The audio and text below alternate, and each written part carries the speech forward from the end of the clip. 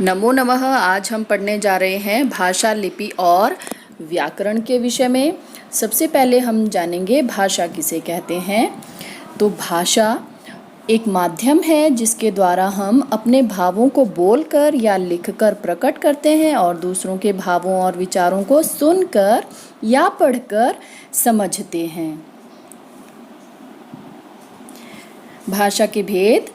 भाषा के दो भेद होते हैं, मौखिक भाषा तथा लिखित भाषा।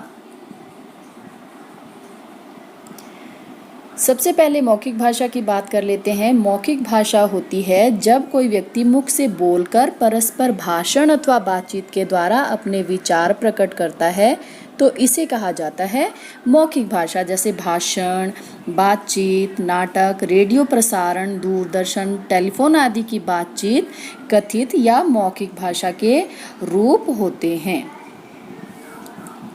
इसके बाद इसका दूसरा भेद होता है लिखित भाषा, यानी कि जब कोई व्यक्ति अपने भावों अथवा विचारों को लिखकर व्यक्त करता है तो इसे लिखित भाषा कहा जाता है।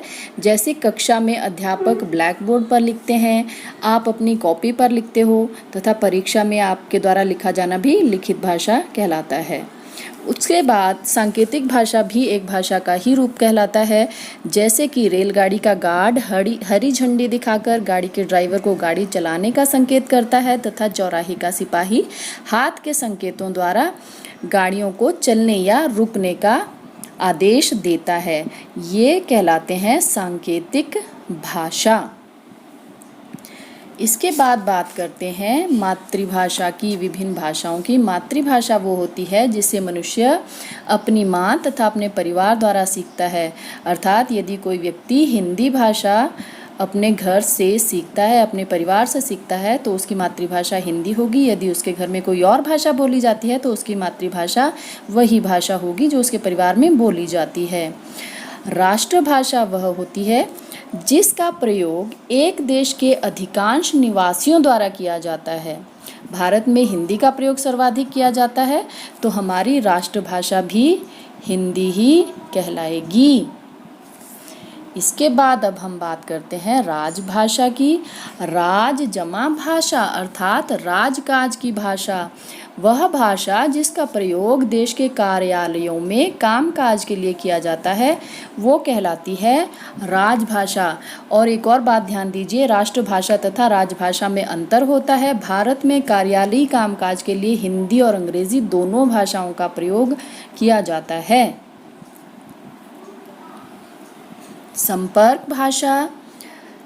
संपर्क भाषा होती है संपर्क की भाषा, अर्थात जिस भाषा का प्रयोग देश के निवासी आपस में एक दूसरे से संपर्क करने के लिए करते हैं, वो हमारी संपर्क भाषा कहलाती है। जैसे भारत की संपर्क भाषा है हिंदी भाषा। और अब भारत की भाषाओं की बात कर लेते हैं। भारत में जो है भारतीय संविधान द्वारा 22 भाषाओं को मान्यता प्रदान की गई है, जो हैं असमिया, ओडिया, उर्दू, कन्नड़, कश्मीरी, कोंकणी, गुजराती, तमिल, तेलुगु, मलयालम, मराठी, पंजाबी, बांग्ला, नेपाली, मणिपुरी, संस्कृत, सिंधी, हिंदी, डोगरी, बोडो, मैथिली और संथाली। इस प्रकार से ये 22 भाषाएं हैं जिन्हें मान्यता प्रदान की गई है। अब जान लेते हैं मानक भाषा के बारे में।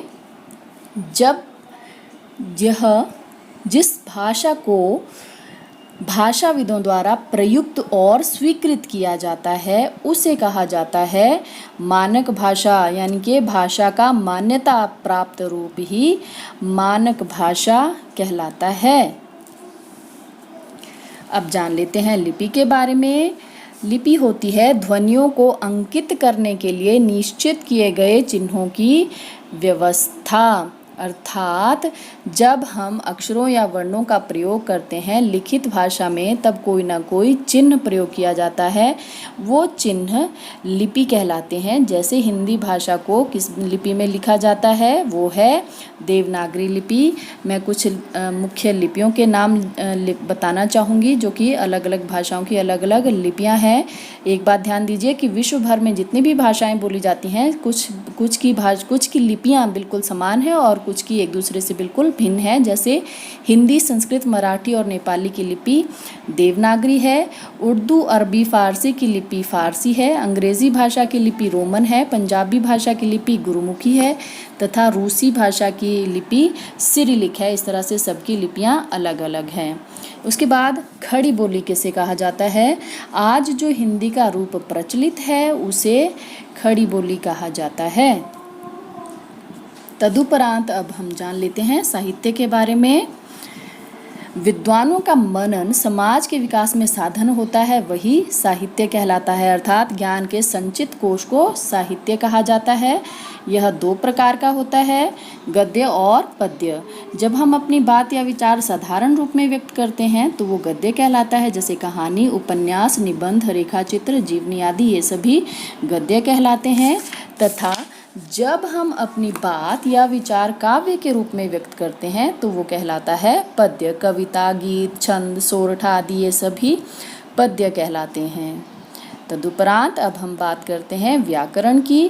व्याकरण होता है वह शास्त्र जिसके द्वारा हम भाषा के शुद्ध रूप व प्रयोग का ज्ञान प्राप्त करते हैं। इसको 3 स्तरों पर इसका अध्ययन किया जाता है।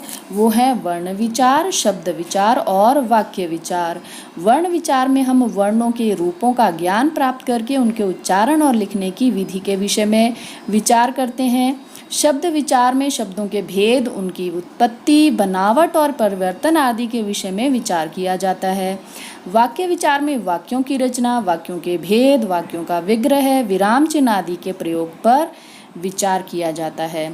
तो ये तो हुई भाषा, लिपि और व्याकरण की बात। आज आपने भाषा, प्रमुख भाषा, राजभाषा, मानक भाषा, राष्ट्रभाषा, साहित्य, व्याकरण इन सभी के विषय में बहुत विस्तृत ज्ञान प्राप्त किया है।